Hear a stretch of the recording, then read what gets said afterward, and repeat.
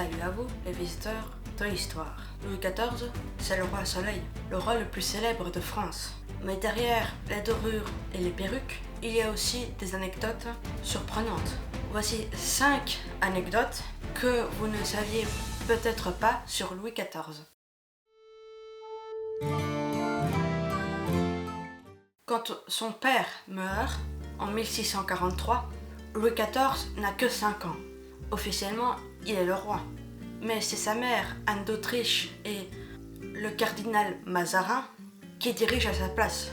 Lui, il joue encore avec ses jouets. Et c'est seulement à 23 ans qu'il prend le pouvoir en main. Et là, il ne lâchera plus pendant 72 ans. Un record en Europe qui n'a pas encore été dépassé encore à ce jour.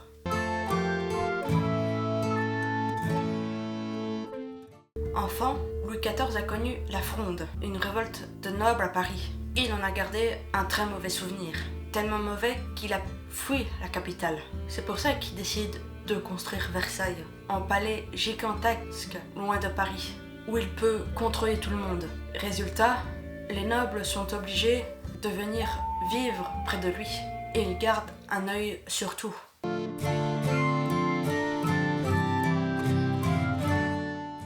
S'il s'appelle le roi Soleil, ce n'est pas pour rien.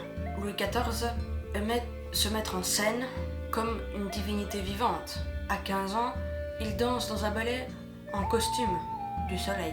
Oui, avec des rayons dorés sur la tête. À Versailles, tout est fait pour qu'on le regarde. Miroir, dorure, grande cérémonie. Chaque geste du roi devient un spectacle.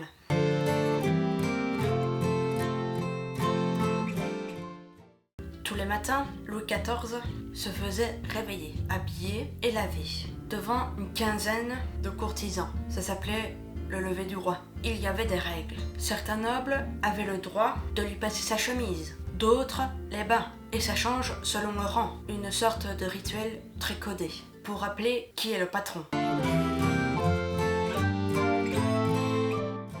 Versailles, c'est beau, mais ça sentait pas toujours bon. À l'époque, on pensait que l'eau transmettait des maladies. Résultat, Louis XIV se lavait très rarement, parfois seulement le visage et les mains. Il portait des parfums très forts pour masquer son odeur, comme tout le monde à la cour. On disait que les jardins servaient de toilette.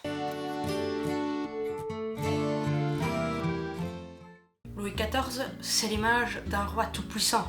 Mais quand on gratte un peu, on découvre un monde surprenant, parfois absurde, souvent fascinant. Je vous retrouve pour une prochaine vidéo et à bientôt.